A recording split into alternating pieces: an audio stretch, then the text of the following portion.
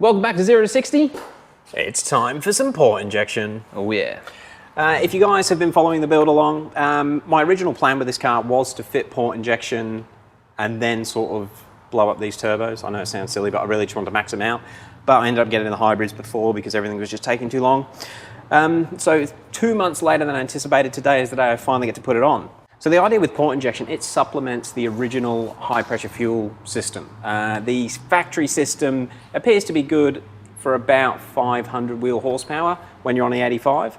And if you go much over that, it just starts to run lean. Guys get around it by either overdriving the standard high pressure fuel pump, which I kind of liked the idea of, but it just ends up being more expensive than the route I've gone. The other option is to do what I'm going to do, which is fit. Yeah, actually there is a good video that you've done on this system, which... Yeah, we'll link up in the corner. And the benefits of going port injection versus overdriving the standard system. But what I have here, I actually purchased this part of the kit secondhand. It is an old style and one of the early gen port injection rails for an M54. It comes with a basic harness, and I have got a BMS port injection controller that's going to control everything. And it's pretty simple, really. We just tap into the factory fuel line using that T-piece. It will then feed this fuel rail, which gets into the injectors. And my injectors, the thing I've been waiting on for 2 months, these are new 750cc Bosch style short injectors.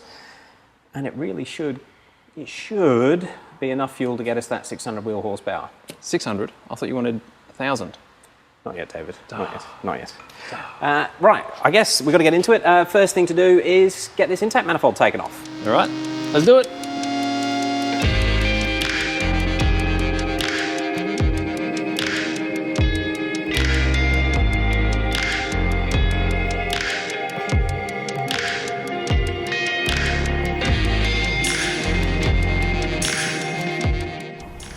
So we have the intake manifold off, and just one thing I want to show you quickly.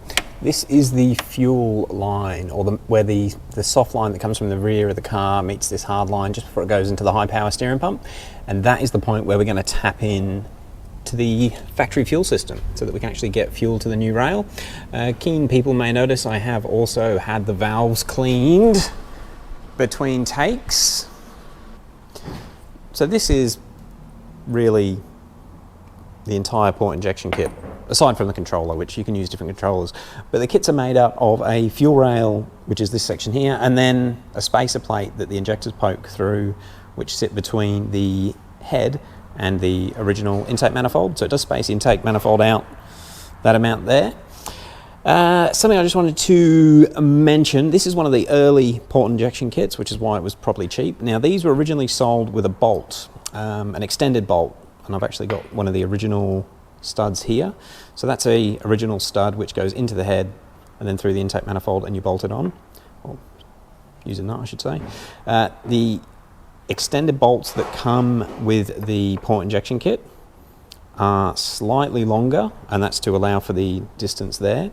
These bolts are, I mean, they do the job, but what makes them difficult, because of the way these early kits had this silly O-ring design, you've got to sit the rail or the spacer plate on the intake manifold, put the bolts through, and then get it all into place on the head, which is going to be a bit of a juggling match. So I've actually ordered one of the later version kits, extended studs, so I can put those in the head, slide this piece on, make sure the O-rings are seated nicely, then slide the intake manifold on separately. So hopefully that'll work a bit easier. Now, it was supplied with a bunch of used O-rings. I'm going to sort through that and get the best ones I can. However, they seem to be seating perfectly in this rail kit here. You can see how somebody previously installed them with a sealant, which again, it's going to be difficult if you're using the bolts, so maybe the sealant was just to help keep the O-rings in place. Got the new injectors to go into there, and I've also got a new set of OEM seals for the intake port. These are actually still all sitting proud, so probably didn't need replacing, but we're going to do it while we're in there.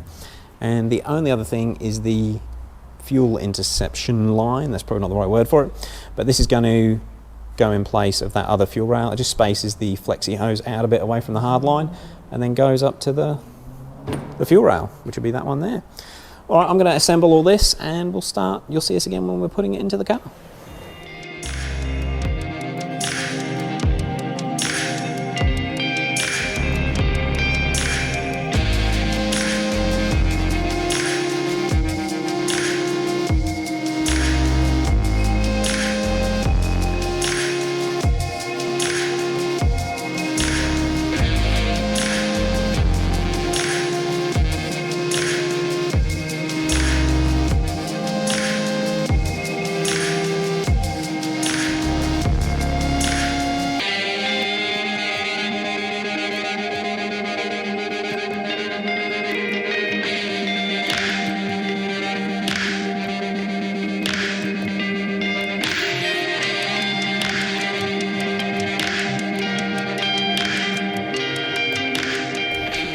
So we have the 6 extended studs in. I think 6, 1, 2, 3, 4, 5, 6, sorry, 7. And I've also disconnected the fuel line down there. So now it's time to place this on. Now it's going to be a bit tight to get this in, but we'll see how we go. Got the O-rings in place. That one is currently done up. It should be about the right angle to fit up, but we'll see in a second. So I'm going to need 2 hands. Let's get it in. Oh, I've also fitted the new O-rings or gaskets for the factory intake as well. The old ones that were sitting proud, but they were sort of caked in place. They're still quite soft, but they were real hard to get out of the original hole, so they were probably just starting to go brittle. Anyway, I'm going to put you back on the mount and we'll see if we can get it in. So I've added a little bit of grease to help the O-rings stay in place and also hopefully help them seal. And I also spent quite a lot of time cleaning the head as well to make sure it's a good surface to seal on. A bit of an action shot. Oh, it wasn't as bad as I thought it was going to be.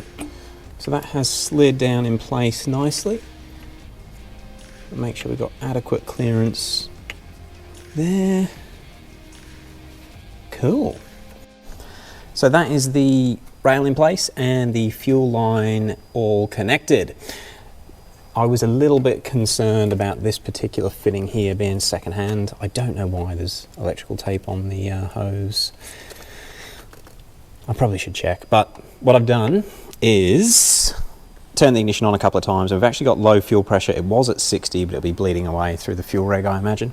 So yeah, we are actually pressurizing this rail currently and no leaks, which is a good thing. If you're seeing that water down there, after I did the walnut blasting, I actually washed. There was a few little bits of walnut still on the side of the engine. I didn't want anything floating around when I was untaping the inlet ports after finishing the walnut blasting. So I actually rinsed all this away yesterday, but that's why there's a little bit of residue in there. So yeah, it was down to 53. So we have low fuel pressure. That rail will be charged. Nothing's leaking. Everything's seated properly. Just got to get the rest of it back together.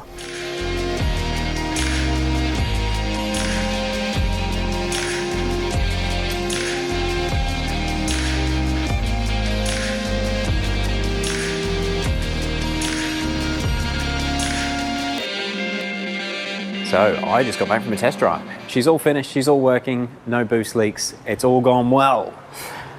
Now, something I just want to touch on. Now, this port injection system, style, however you want to word it, there are improved versions of it, but the reality is all of them space the standard intake plenum that 20mm further away from the head.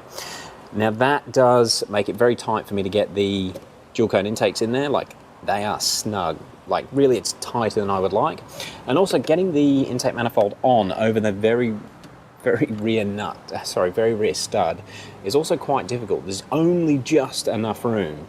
Now, I guess as long as there is enough room to do it, it's fine, but it's just something that just felt a bit naff as I was finalizing this install.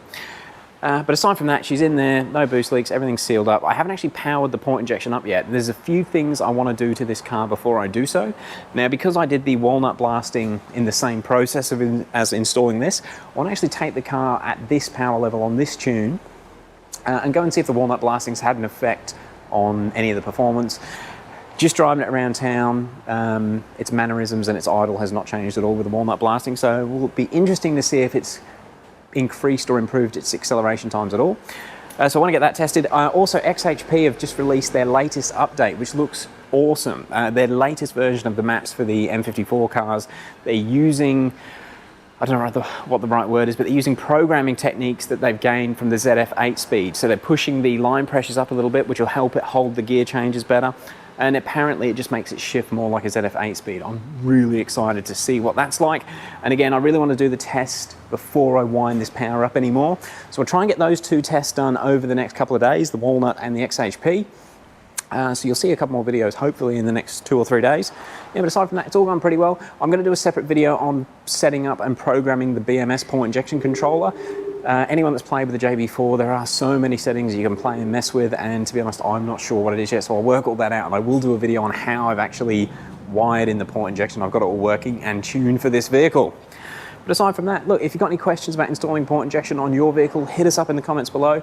Yeah, pretty much all of the port injection kits install in the same way as this one. They just run different controllers or a slightly different style, injector housing, that sort of thing. So hopefully it's helpful to someone. It's really not a daunting job. The worst part is just making sure that everything's going to seal properly when you clamp your intake manifold back on. And mine's all gone smoothly, luckily, with no fuel leaks. All right, guys, look, thanks again. I really appreciate everyone watching. Appreciate all the comments. And yeah, if you're enjoying the N54 builds, give us a thumbs up, give us a subscribe, and we'll catch you on the next one. Thank you.